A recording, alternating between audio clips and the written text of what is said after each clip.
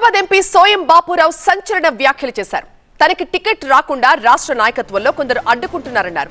గెలిస్తే కేంద్ర మంత్రి అవుతారని అందుకే తనకు అడ్డుపడుతున్నారంటున్నారు. తాను ఎక్కడ గెలుస్తానో అని వాళ్ళకి భయం పట్టుకుంది అంటున్నారు సోయం. టీవీ9 తో సోయం బాపురావు మాట్లాడారు.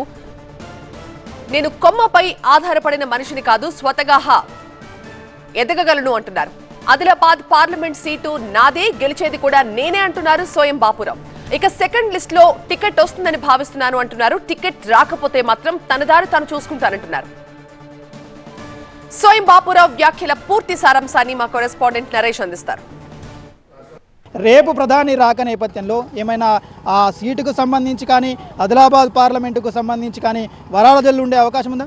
అధిష్టానం అనేది తప్పనిసరిగా భారతీయ జనతా పార్టీలో అనేక సర్వేలు ఉంటాయి, అనేక సంస్థలు ఉంటాయి. ఆ సంస్థలన్నింటినీ కూడా ఆలోచిస్తున్నారు. అదేవిధంగా ఎస్టీ నియోజకవర్గంలో 2 సీట్లు ఉన్నాయి. ఒకటేమో మహబూబాబాదు, ఇది ఆదిలాబాదు.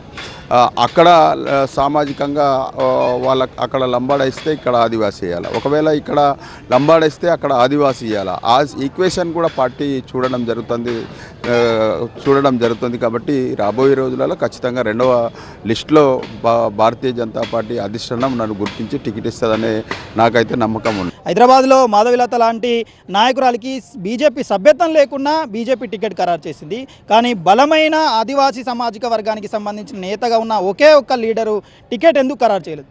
ఇవాళ వాస్తవంగా నాకు తెలిసిన సమాచారం ప్రకారం ఏంటంటే, కేంద్రంలో ఏదైతే నేను ఆదివాసీ సామాజికంగా 2వసారి ఈ సీటు తప్పనిసరిగా గెలిస్తే రాష్ట్ర నాయకత్వం కొందరు ఏం చేస్తున్నారంటే, ఒకవేళ స్వయం బాపురావు మళ్ళా కూడా గెలిస్తే మంత్రి పదవులలో ఆయనే మొదటి స్థానంలో ఉంటాడు. కాబట్టి అక్కడ దాకా ఎందుకు తలనొప్పి తెచ్చుకోవాలా, ఇక్కడనే టికెట్ కట్ చేస్తే అయిపోతుంది కానీ ఆలోచిస్తున్నారు కొంతమంది. కాబట్టి ఆ విధంగా కూడా పార్టీ కొంత పక్కకు పెట్టినట్టు నాకు సమాచారం.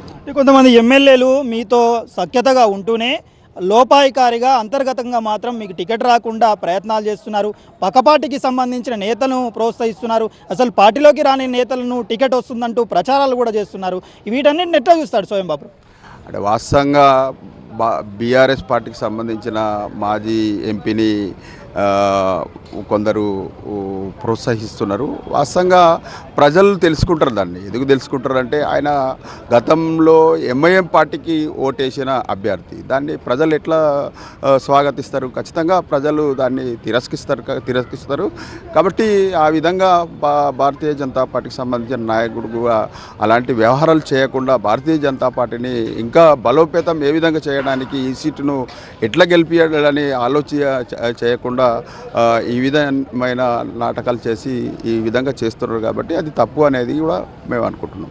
ఒకవేళ ఆదివాసీ నేతగా ఎంపీ సోయం బాపురావుకి మళ్ళీ టికెట్ వచ్చే ఈ 4 ఎమ్మెల్యేలతో పాటుగా టికెట్ ఆశావాల్లో ఉన్నంత క్యాడరు మీకు సపోర్ట్ చేస్తుందా? లీడర్లందరూ సపోర్ట్ చేస్తారా ఎన్నికల్లో?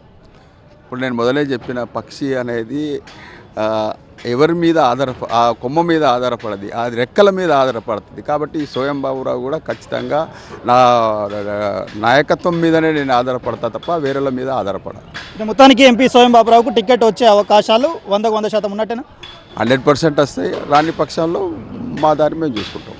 ఆదివాసీ నేతగా ఉన్న ఏకైక నేతను నేను, ఇక్కడ కంపల్సరీగా నాకు టికెట్ రావాల్సిందే, టికెట్ రాకుండా అడ్డుపడుతున్న నేతలు కూడా ఉన్నారు. ఒకవేళ 2వసారి గెలిస్తే కేంద్ర మంత్రిని అవుతానేమన్న అనుమానాలతో కీలకమైన అగ్రనేతలు కూడా తన టికెట్కు అడ్డుపడుతున్నారు. ఆ కారణంగానే మొదటి లిస్టులో తన పేరు రాలేదు, 2వ లిస్టులో మాత్రం తప్పకుండా ఉంటుందని చెప్తున్నారు.